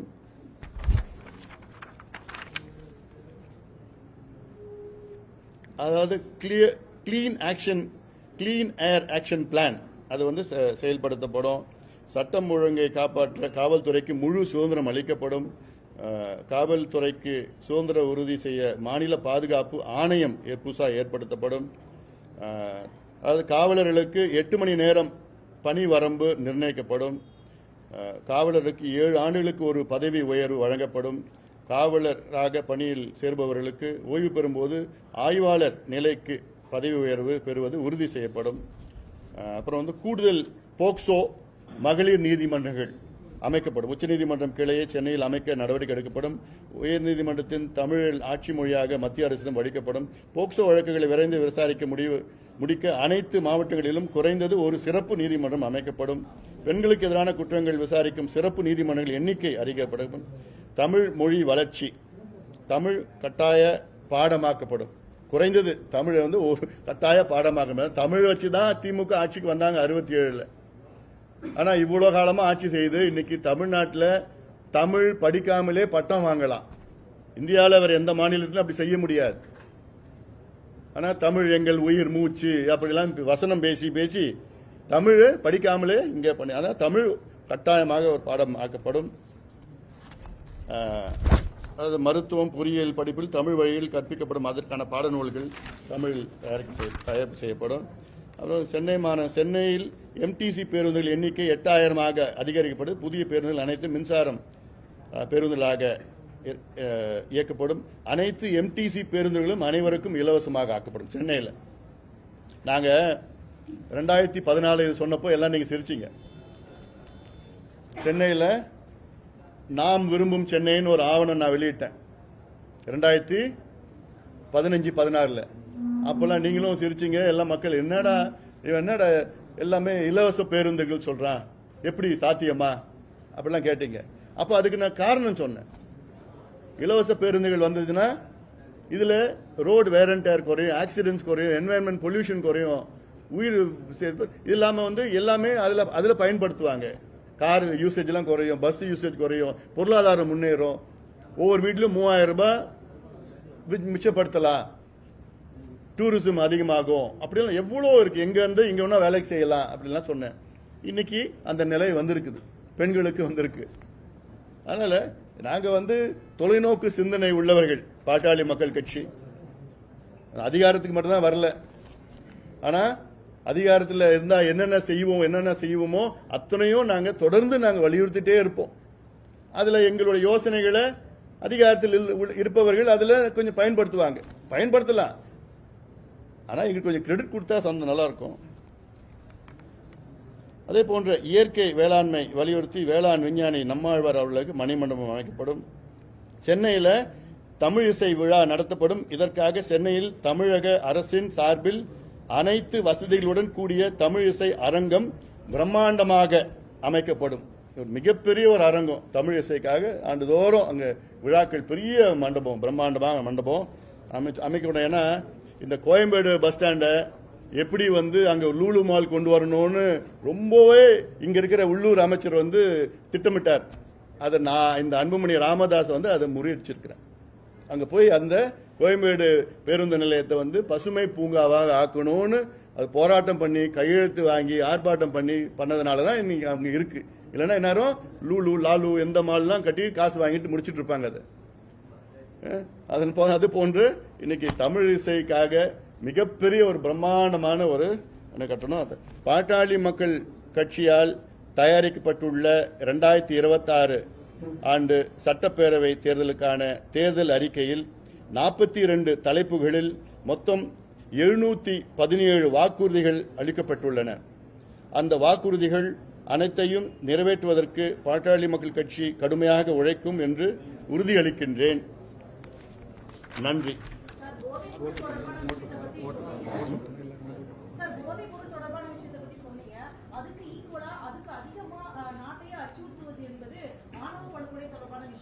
சாதிய மோதல்கள், கலப்பு திருமணம் செய்யறதுனால இவ்வளவு பிரச்சனைகள் நிறைய இடத்துல வருது. ஏன் இதை பத்தி நீங்க இந்த அறிக்கையில பேசணும்? நிச்சயமாக, அதாவது பாட்டாளி மக்கள் கட்சி என்பது சமூக நீதியை அடிப்படை கொண்ட அதற்காக தொடங்கப்பட்ட ஒரு கட்சி. எங்கள் கட்சி தொடக்கத்தில் இருந்து அனைத்து சமூகங்களும், குறிப்பாக சாதிகள், நீங்க சொல்ற சாதிகள், அதிலும் குறிப்பாக அடக்கப்பட்ட ஒடுக்கப்பட்ட பட்டியலின மக்கள், அவர்கள் போன்ற நிலையில் உள்ள மற்றவர்களும் சமூக முன்னேற்றம் அடைய வேண்டும் கல்வி உரிமை பெற வேண்டும், பொருளாதார முன்னேற்றம் அடைய வேண்டும், கல்வி வேலைவாய்ப்பு உருவாக்க வேண்டும் என்ற நோக்கத்திலே தான் தொடர்ந்து நாங்கள் வலியுறுத்தி வருகின்றோம். இது சம்பந்தமாக எங்களுடைய பங்களிப்பு, எங்கள் கட்சியினுடைய பங்களிப்பு இதற்கு 100 விழுக்காடு நாங்கள் பங்களித்து காலங்காலமாக ஏற்படுகின்ற சாதி மோதல்களோ பிரச்சனைகளோ அப்படி வந்தால் முதலில் நாங்கள் தான் அங்கே சென்று அந்த பிரச்சனை பெரிதாகாமல் பார்த்துக் கொள்கின்றோம். இது எங்களுடைய கடமையாக நாங்கள் பார்த்திருக்கின்றோம். நிச்சயமாக வரும் காலத்தில் அடக்கப்பட்ட, ஒடுக்கப்பட்ட, வஞ்சிக்கப்பட்ட அனைத்து மக்களும் ஒன்று சேர்ந்து அரசியல் அதிகாரம் பெற வேண்டும் என்று எங்களுடைய நோக்கம். உருவாகுவதற்கு நாங்கள் பாடுபடுவோம். ஆட்சியில் 5 லட்சம் கோடி கடன் வாங்கினாங்க அப்படின்னு சொல்லுறீங்க. நீங்க அறிவித்திருக்கக்கூடிய திட்டங்களாகட்டும், அதிமுக வெளியிட்ட தேர்தல் அறிக்கையில சொல்லக்கூடிய திட்டங்களாகட்டும், இதையெல்லாம் கடன் வாங்காம நிறைவேற்ற முடியுமா? அதுக்கான ஃபண்ட்லாம் எங்க எப்படி நிறைவேற்ற முடியும்? தமிழ்நாட்டிலே இருக்குங்க. இந்த ஃபண்ட் எல்லாம் தமிழ்நாட்டிலே இருக்கு. ஏற்கனவே 10 லட்சம் கோடி கடன் இருக்கு இல்லைங்க. இந்த ஃபண்ட் தமிழ்நாட்டில், அந்த ஃபண்ட் திமுக கொள்ளடிச்சிட்டு இருக்காங்க. நல்ல ஒரு நேர்மையான ஆட்சி கொடுத்தாலே வரி வருவாய் தமிழ்நாட்டிலே இருக்கின்ற இயற்கை வளங்கள் எவ்வளவு இருக்கு தமிழ்நாட்டில், அதுல இருந்து கொண்டு வரலாம். இப்ப மணல் கொள்ளை எடுத்துக்கங்க. கடந்த ஆண்டு எவ்வளவு தெரியுமா? அதிகாரப்பூர்வமாக கணக்கு கொடுத்திருக்காங்க. கடந்த ஆண்டுக்கு முந்தைய ஆண்டு தமிழ்நாட்டில் தமிழ்நாடு அரசு எவ்வளவு தெரியுமா கொடுத்திருக்காங்க? 28 கோடி. ஓராண்டு மணலால் வருமானம் தமிழக அரசுக்கு எவ்வளோ? 28 கோடி. வெறும் 28 கோடி. ஆனா இவங்க கொள்ளடிக்கிறது ஒரு நாளைக்கு குறைந்தது 100 கோடி ஒரு நாளைக்கு. ஆனா ஒரு ஆண்டு முழுவதும் 28 கோடி தான் அரசுக்கு வருவாய் வந்திருக்கிறது மணலால சொல்லியிருக்கிறாங்க. இதே போன்று கனிம வளங்கள், மலைகள், மலை, அதாவது திமுக மலை முழுங்கின்னு மலையா முழுங்கிட்டாங்க இந்த காலத்தில். இவ்வளோ இருக்கு நம் தமிழ்நாட்டில் இருக்கு. அதுல ஆனா அத்தனையும் கொள்ள அடிச்சுக்கிட்டு, இதனாலதான் இவங்க கடனை வாங்கி வட்டி கட்டுறது, கடனை கட்டுறது. அதுல இப்ப கடனை வாங்கியிருக்கிறாங்களே, இதுல எவ்வளவு மூலதனம் செலவு பண்ணிருக்கிறாங்க? 5 லட்சம் கோடி கடன் வாங்கியிருக்கிறாங்க. அதுல கேபிட்டல் இன்வெஸ்ட்மெண்ட் பாத்தீங்கன்னா கிட்டத்தட்ட ஒரு 1,60,000 கோடி தான். அப்ப மீதி எல்லாமே இவங்க ஏதாவது ஒரு நிர்வாக திறமை இருந்தா செய்யலாங்க, நிர்வாகம் செய்யலாங்க. திறமை இல்லாதவர்கள் நிர்வாகம் செஞ்சா இப்படிதான் இருக்கும். அதுக்கு முதலமைச்சருக்கு நிர்வாகம் என்ன நடக்குதுன்னு தெரியணும்.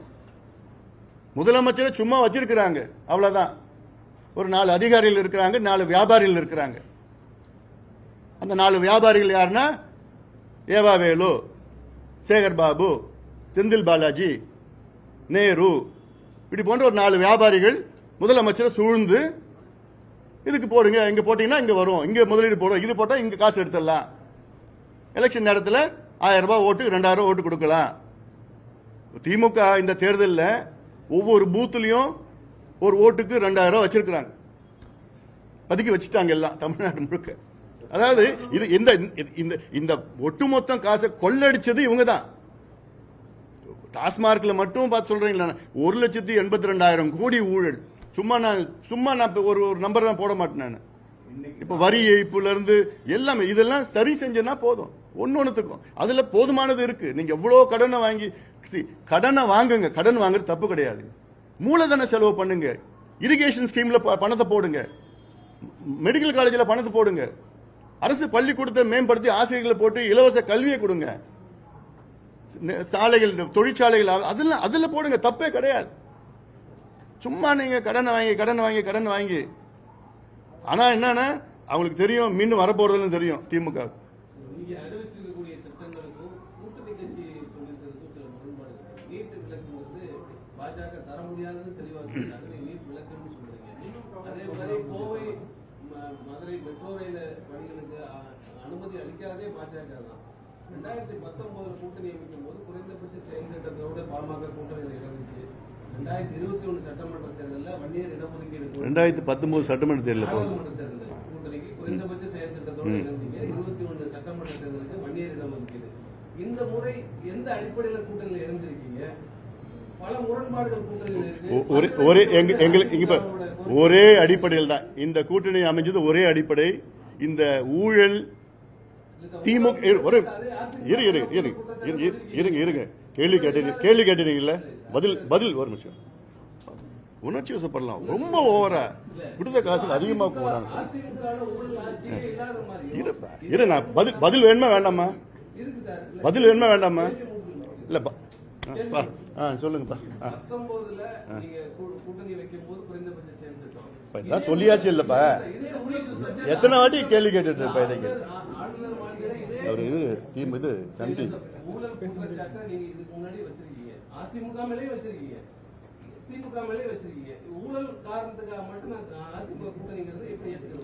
வைகோ வந்து எத்தனை ஊழல் குற்றச்சாட்டு திமுக மேல வச்சிருக்கிறாரு? இல்ல நான் சொல்றேன், பதில் வேணுமா வேணாமா? இல்ல நான் வேற என்ன கேள்வி கேட்க, பதில் வேணுமா வேணாமா? வைகோ திமுக மீது எத்தனை ஊழல் குற்றச்சாட்டு வச்சிருக்கிறாரு? திருமாவளவன் அவர்கள் திமுக மீது எத்தனை ஊழல் குற்றச்சாட்டு வச்சாரு? காங்கிரஸ் எத்தனை ஊழல் குற்றச்சாட்டு வச்சிருக்குது? கம்யூனிஸ்ட் கட்சி எத்தனை ஊழல் குற்றச்சாட்டு வச்சாங்க? ஏன் விஜயகாந்த் அவர்கள் எத்தனை ஊழல் குற்றச்சாட்டு வச்சாரு? விஜயகாந்த் அவர்கள் கட்சி தொடங்கினதே எதுக்கு? திமுகவை ஒழிக்கணும், அழிக்கணும், ஊழல். அதுக்காக தான் விஜயகாந்த் அவர்கள் கட்சியை தொடங்கினாரு. இந்த கேள்வி அங்க போய் கேளுங்களேன்.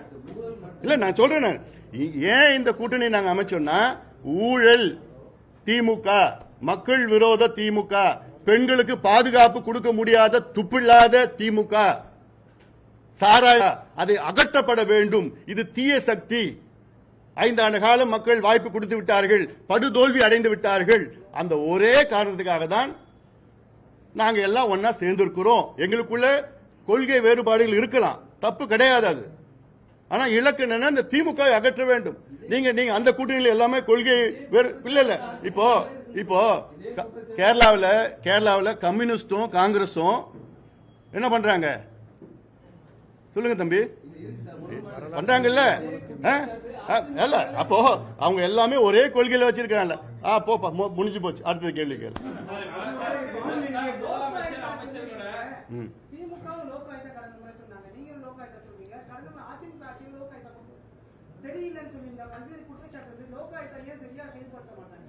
ஏன்னா அந்த முதல்ல அவங்க தான் அதுல வந்து உள்ள போவாங்க. இப்போ கர்நாடகாவில் லோக் ஆயுக்தா மிக வலிமையா இருக்கு. கர்நாடகாவில் லோக் ஆயுக்தா வந்து முதலமைச்சரையும் அழைக்கலாம், முதலமைச்சரும் விசாரணை செய்யலாம், அமைச்சர்கள் அழைக்கலாம். இங்க அந்த மாதிரி இருக்கா எங்கேயாவது? இல்ல. அப்படி கொண்டு வந்து நல்ல ஒரு வலிமையான நேர்மையான அங்க நீதிபதிகள் எல்லாம் கொண்டு வந்தாங்கன்னா முடிஞ்சு போச்சு உங்க கதை. உச்ச நீதிமன்றமே ஊழல் சொல்றது, உயர் நீதிமன்றம் ஊழல் சொல்லிட்டு இருக்கு. எவ்வளவு குற்றச்சாட்டுகள் இருக்கு.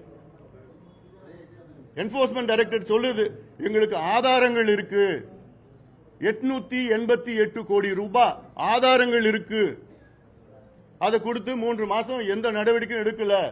நகராட்சி மன்றத்து துறையில, நகராட்சி நிர்வாக துறையில ஆமா ஒரு அமைச்சர் மேல குற்றச்சாட்டு. என்ன லோக் ஆயுக்தா என்ன?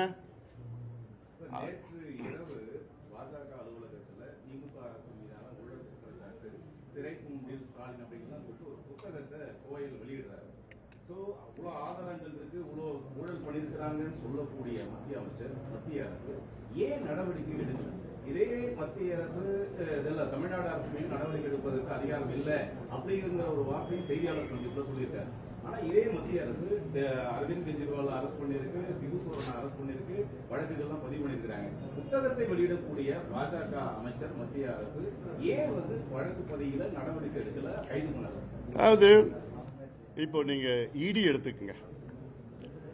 இடி தமிழ்நாட்டில் 4800 கோடி ரூபாய் மணல் கொள்ளை தமிழ்நாட்டில் நடைபெற்று இருக்கிறது. அதுவும் வந்து ஒரு சிறிய பகுதியில் மட்டும்தான். இந்த ஆதாரத்தை தமிழக அரசிடம் கொடுத்திருக்கு. தமிழக அரசு என்ன செஞ்சிருக்கணும்னா, அது அதிகபட்சம் இல்ல குறைஞ்சபட்சம் ஒரு விசாரணை நடத்தி இருக்கணும். ஆனா தமிழக அரசு என்ன பண்ணிருக்கிறாங்கன்னா, நேரா நீதிமன்றத்துக்கு போயிருக்கிறாங்க. உங்களுக்கு மடியில கனம் இல்லைன்னா நீங்க விசாரணை பண்ண வேண்டியதானே? உயர்நீதிமன்றம் போயிருக்கிறாங்க, அப்புறம் உச்ச நீதிமன்றம் போயிருக்கிறாங்க. அதே போன்று இங்க ஒவ்வொரு குற்றச்சாட்டும் 361 கோடி ரூபாய் டிரான்ஸ்பருக்கு வேலைக்கு டிரான்ஸ்பருக்கு வாங்கியிருக்கிறாங்கன்னு சொன்னா அதுக்கு உச்சநீதிமன்றம் போய் தடை வாங்குறது. ஒன்னொன்னுத்துக்கும் மத்திய அரசு சார்பில் கிடையாது, நடுநிலையா இருக்கின்ற இந்த நிறுவனங்கள் எல்லாம் போய் விசாரணை பண்ணியிருக்கிறாங்க, செய்யறாங்க. ஆனா ஒன்னொன்னுத்துக்கும் நீதிமன்றம் போய் அதுக்கு தடை, அது இப்படி எல்லாம். ஆனா இதெல்லாம் இப்ப அடுத்தது வரும், நிச்சயமா வரப்போகுது. ஏன்னா ஒவ்வொருவரும் இப்போ ஒரு உதாரணம், திருவான்மையூர்ல இருந்து உத்தண்டி வரைக்கும் பறக்கும் மேம்பாலம், இது வெறும் 14 கிலோமீட்டர். ஆக்சுவலா பார்த்தா 1 கிலோமீட்டருக்கு வந்து 100 கோடி ரூபாய் செலவாகும். ஆனா இப்போ அவங்க 1 கிலோமீட்டர் 150 கோடி ரூபாய் வீதம் போட்டிருக்காங்க. 2100 கோடி ரூபாய் ப்ராஜெக்ட் அது. இதே திட்டத்தை அதுல ஒருத்தர் வந்து 1400 கோடி ரூபாய்க்கு எங்களால செய்ய முடியும் அப்படின்னு சொல்லியிருக்காரு. அவங்க பெரிய கான்ட்ராக்டர், இந்தியா ஃபுல்லா செய்யறவங்க தான். ஆனா அவங்கள பிளாக் லிஸ்ட் பண்ணி எலிஜிபிலிட்டி இல்லாம வர பார்த்துக்கிட்டு 700 கோடி ரூபாய் அதிகமா டெண்டர் கோட் பண்ணி அதுக்கு அடிக்கல் நாட்டி அதுல இன்னொருத்தர் கேஸ் போட்டார், அவருக்கு சமரசம் பண்ணிட்டாங்க. இது மாதிரி எவ்வளவு ஊழல் நடந்துட்டு இருக்குது. இல்ல சாதிவாரி கணக்கெடுப்பு வந்து இங்க தமிழகத்துல நீங்க மாநில அரசுல இல்ல மத்திய அரசு, அதாவது மத்திய அரசு இப்ப நேத்துல இருந்து தொடங்கிடுச்சு, வேலைகளை தொடங்கி இருக்கு. இந்தியா முழுவதும் சென்சஸ் எடுக்கு, மக்கள் தொகை கணக்கெடுப்பு. இதுல அடுத்த ஆண்டுல இருந்து அது காஸ்ட் பேஸ்ட் இல்ல, மக்கள் தொகை கணக்கெடுப்பு பிளஸ் காஸ்ட் பேஸ்ட். மத்திய அரசு எடுப்பது ஒரு மேக்ரோ லெவல்ல எடுப்பாங்க. ஏன்னா அவங்களுக்கு வந்து சென்சஸும் எடுக்கணும், அதுல காஸ்ட் பேஸும் எடுக்கணும். சோ இது ஒரு மேக்ரோ லெவலா இருக்கும். மாநில அரசு எடுத்ததா மைக்ரோ லெவல் இருக்கும். அந்த மைக்ரோ லெவல் சென்சஸ் தான் நீதிமன்றத்தில் ஜஸ்டிஃபை பண்ண முடியும். நீதிமன்றத்தில் என்ன கேட்கிறாங்க, ஒரு காஸ்ட், ஒரு பாப்புலேஷன் ஒரு பக்கம், சோஷியல் பேக்வர்ட்னஸ் ஒரு பக்கம், ரெண்டுத்தையும் ஜஸ்டிஃபை பண்ணாதான் நீங்க இடஒதுக்கீடு கொடுக்கலாம், உள் ஒதுக்கீடு கொடுக்கலாம், உள்பிரிவு கொடுக்கலாம், அதிகப்படுத்தலாம், இதை பண்ணலாம். அந்த ஜஸ்டிபிகேஷன் இருக்கணும். அதுக்கு நீங்க மைக்ரோ லெவல்ல துல்லியமான டேட்டா வேணும். அதுக்கு மாநில அரசு எடுத்தாதான் அது கிடைக்கும். இப்ப கர்நாடகாவில் நான் சொன்னேன்ல, பட்டியலின மக்களுக்கு 17 விழுக்காடு இடஒதுக்கீடு. அது பட்டியலின மக்கள்ல அங்க ஒரு சில பிரிவு தான் எல்லா இடத்தையும் தட்டிட்டு போயிருந்தாங்க இவ்வளவு காலமா. பண்ணதுக்கு என்ன, இந்தியா முழுவதும் பண்ணணும். மாநில அரசு எடுத்தா 70 கேள்வி கேட்கலாம், ஒரு ஃபுல் டேட்டா. அண்ட் இன்னொன்னு, இந்த வந்து ஒன்லி ஃபார் ஜாதிக்காக மட்டும் கிடையாது. சமூக நீதி கணக்கெடுப்புனா என்னன்னா, ஒவ்வொரு குடும்பமும் என்ன நிலையில் இருக்கிறாங்க. It is not only for cost, அவங்களுடைய சோஷியல், எக்கனாமிக், எஜுகேஷனல் அவங்களுடைய நிலையை தெரிந்து கொள்வது. அதாவது தமிழ்நாட்டில் 8 கோடி மக்கள் இருக்கிறாங்க, 2.25 கோடி குடும்பம், 2 கோடி குடும்பம் வச்சுக்கோங்களேன். ஒரு முதலமைச்சர் என்ன பண்ணணும்னா 2 கோடி குடும்பம் என்ன நிலையில் இருக்கு, அது அடிப்படை. ஒரு முதலமைச்சருக்கு வந்த உடனே அதை தெரிஞ்சுக்கிறதுக்கு தான் முதல்ல செய்யணும். 2 கோடி குடும்பம் என்ன நிலையில் இருக்கிறாங்க, நிர்வாகம் செய்யறவங்களுக்கு அதுதான் வேலையே. இப்போ நான் முதலமைச்சரா வந்தேன்னா நான் முதல் 3 மாசம் என்ன பண்ணுவேன்னா, தமிழ்நாட்டில் 2 கோடி மக்கள் என்ன நிலையில் இருக்கிறாங்க தெரிஞ்சுப்பேன். அந்த டேட்டா வச்சுக்கிட்டு அந்த மக்களுக்கு யார் யாருக்கு வீடு கிடையில, யார் யாருக்கு வேலை இல்லை, எத்தனை பெண்களுக்கு படிக்கல, அதெல்லாம் செய்யறதுக்கு நான் ஸ்கீம்ஸ் போடுவேன். அதுதான் என்னுடைய ப்ரையாரிட்டி. அதுதான் இந்த கணக்கெடுப்பு டேட்டா வேணும். இப்ப இருக்கிற டேட்டா, இப்போ பறவைகள் சைனால இருந்தது, ஜப்பான்ல இருந்து வந்து, ரஷ்யால இருந்து வந்து அந்த டேட்டா வச்சிருக்கீங்க.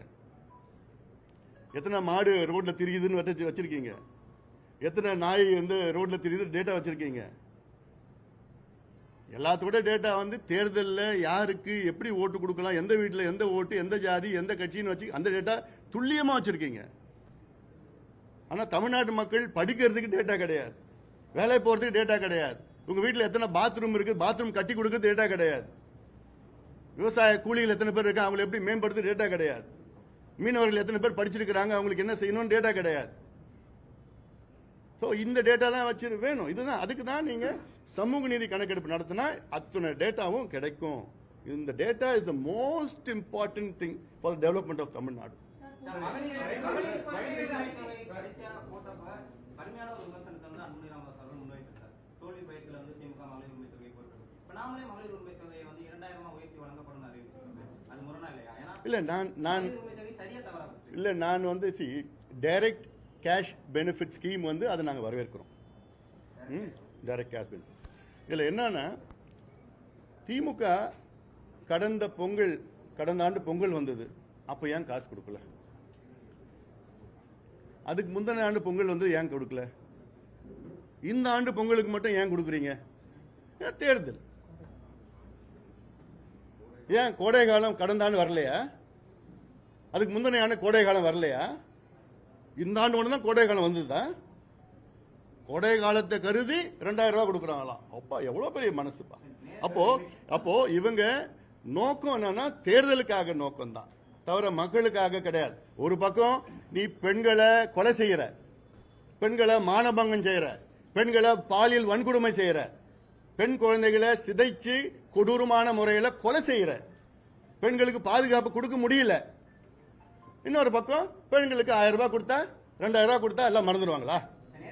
அதை மறைப்பதற்காக செய்யறாங்க. இந்த நேரத்தில் நேரடியாக பணம் அளிக்கும் திட்டத்தை வந்து அன்புமணி ராமதாஸ் அவர்கள் வந்து வரவேற்கிறாரா?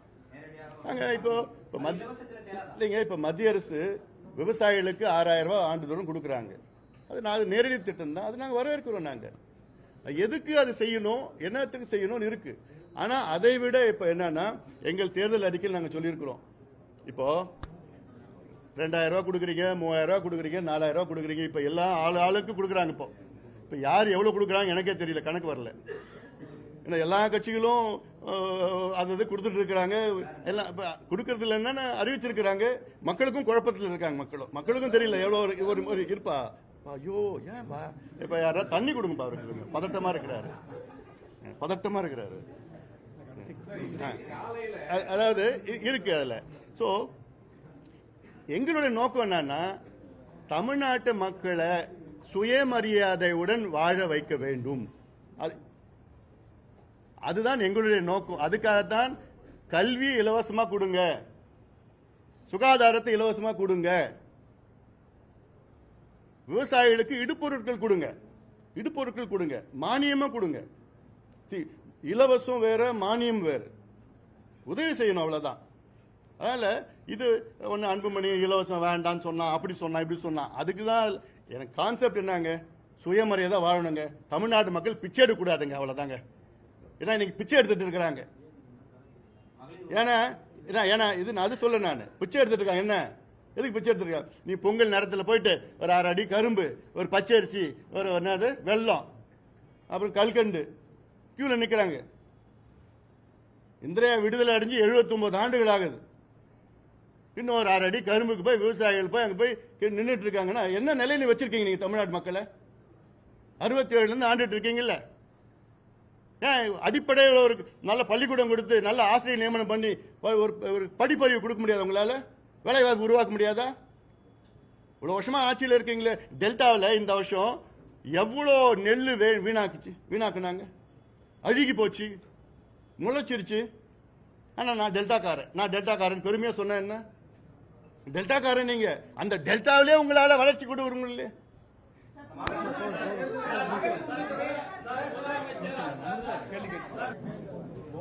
நாளைக்கு அந்த இதுக்கு வந்து திருக்கணி கொண்டு வந்து